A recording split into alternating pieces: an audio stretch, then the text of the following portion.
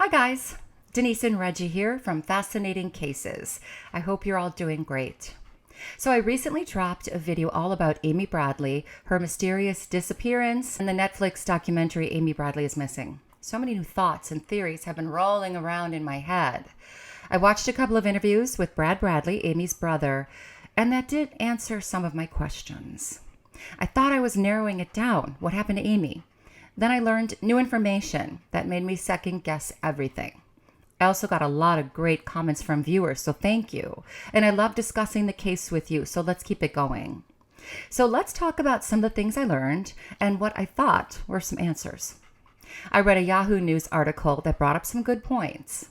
First, the crew members on the cruise ship Rhapsody of the Seas were allowed to search their own rooms when Amy went missing. And how does this make sense, if any crew members were involved? Did Alistair Yellow Douglas get to search his own room? He had a roommate. Most of the crew and entertainment staff did. Yellow's roommate was a man named Oscar Alexander. I would like to know if the FBI questioned him. They must have. Did he shed some light on when Yellow came and went? I also came across a very interesting interview with Yellow himself.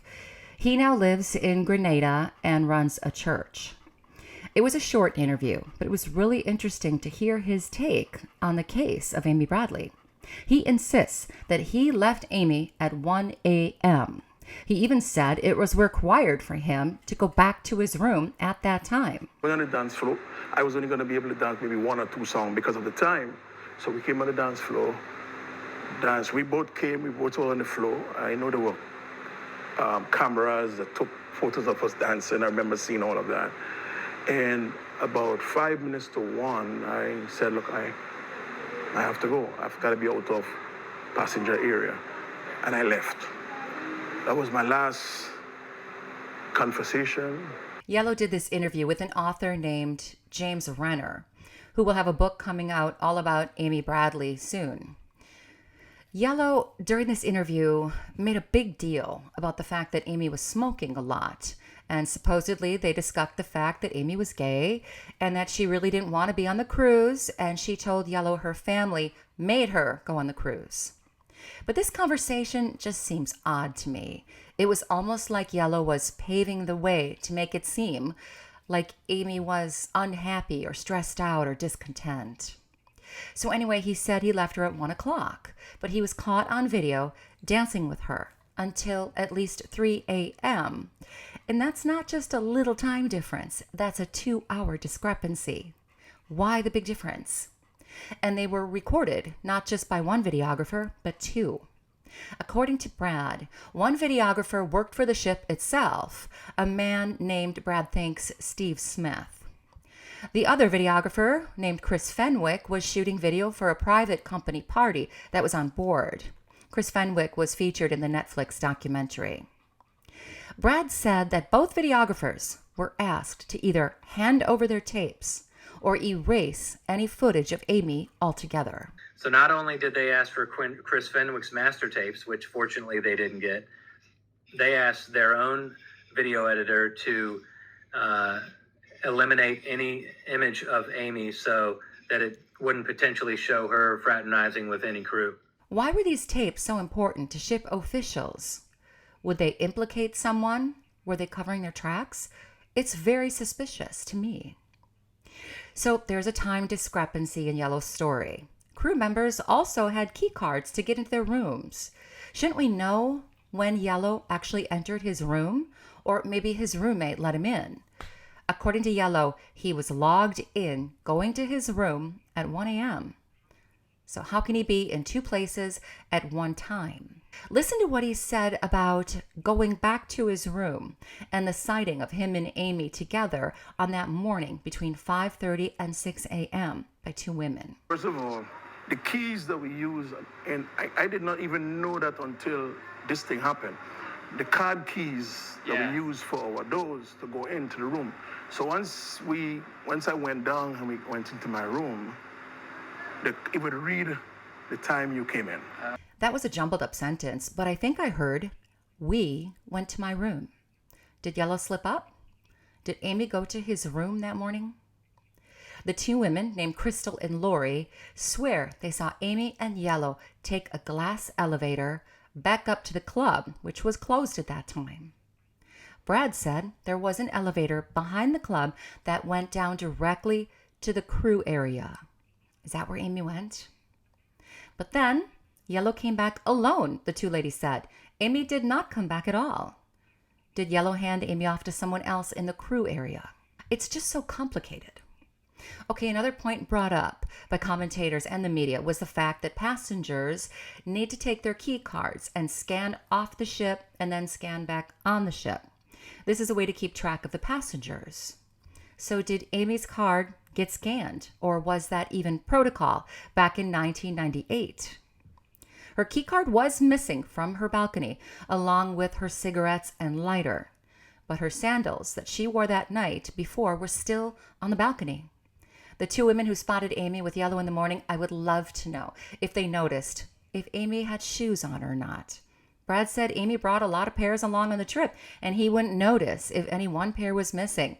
Because if she was wearing shoes and a pair was missing, that meant she left the balcony. James Renner, the author who interviewed Yellow, was recently featured in a U.S. Sun online article.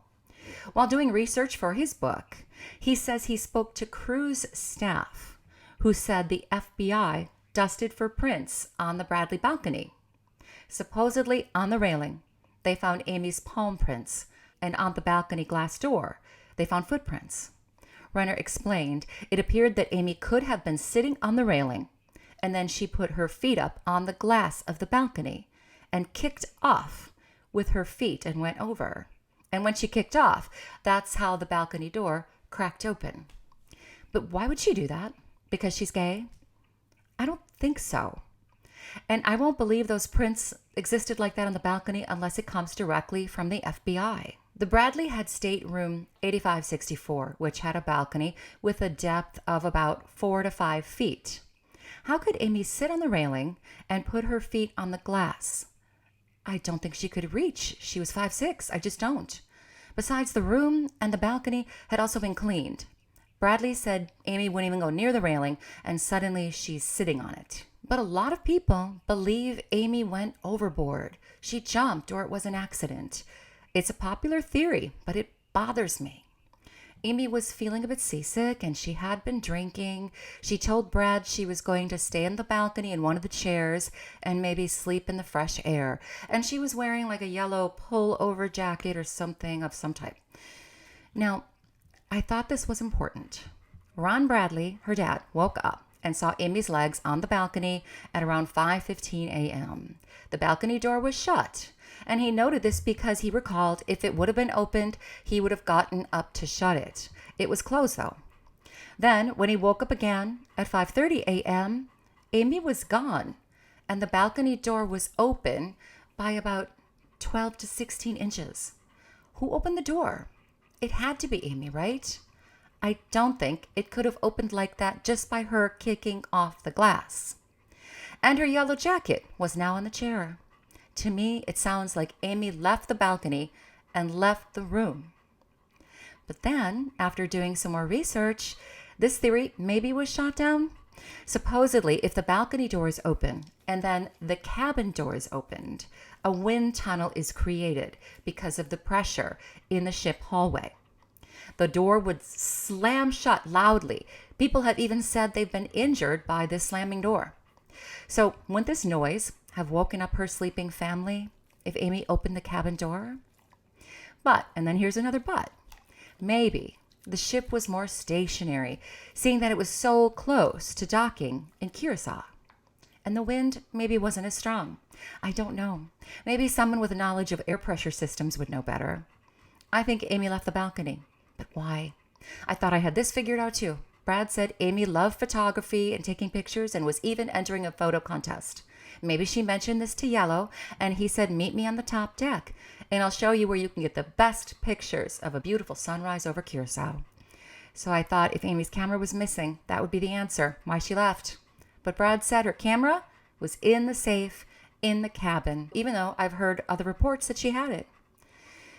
Now, whether or not she had a disposable, Brad didn't know, but why would she use that if she's got a nicer camera in the room?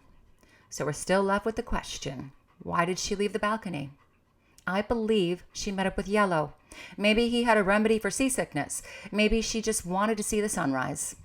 I think she was snuck off the boat, trafficked. A lot of people commented, though, that Amy didn't seem like a likely target for trafficking. She was with her family, a tight-knit unit. And it's true. A lot of trafficking victims come from bad situations. They're struggling financially, and they don't have strong family ties. No one is caring for them.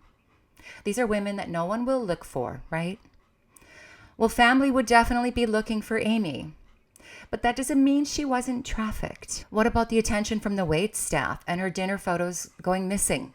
It's odd. Now, bear with me. Maybe it's a stretch, but anything is possible. What if Yellow was involved in a sex ring with other crew members, and it was their turn to bring someone in? They were under some sort of pressure, do it now or else, and Amy was in the wrong place at the wrong time. Yellow is denying all involvement with Amy Bradley's disappearance. He said this case has ruined his name and he's lost many opportunities. His daughter Amika, who took part in the Netflix documentary, even asked him what he would do if she disappeared. Move heaven and earth to find you, he said. If he did have something to do with Amy's disappearance, I hope it weighs heavy on his soul. As for abductions on cruises, I don't think women are targeted often on cruise ships. It would be more widespread and widely known, and no one would go on cruises anymore, especially not women. I still hope and pray that Amy is alive. I believe there's a good chance she had children and she's locked down. I just pray she hasn't had girls, if you know what I mean. It's sad that Brad said he couldn't bring himself to have children of his own because of what he saw his parents go through. I can't fathom the loss and the pain that they felt. Brad said right after Amy disappeared, his mother would lay in the fetal position and cry, and his father couldn't stop vomiting. On their way back to Virginia, the family, so long ago, the plane had bad turbulence, and together they realized they didn't even care if the plane went down. They were so despondent. In all this time, if Amy was alive, why didn't she try to contact her family? I think she was kept heavily drugged and addicted at all times. Amy would be a very different and damaged person today, but let's not give up hope. According to Brad, new leads are being followed up on all the time. And as Amy's parents say, maybe tomorrow, Amy will come home. So what do you think about this information? Is it new to you? Is there anything else out there that you've heard of? Let's discuss it in the comments and I will get back to you. I really appreciate you watching and listening to me. This case just haunts me. So thanks again, and I will be talking to you real soon. Bye.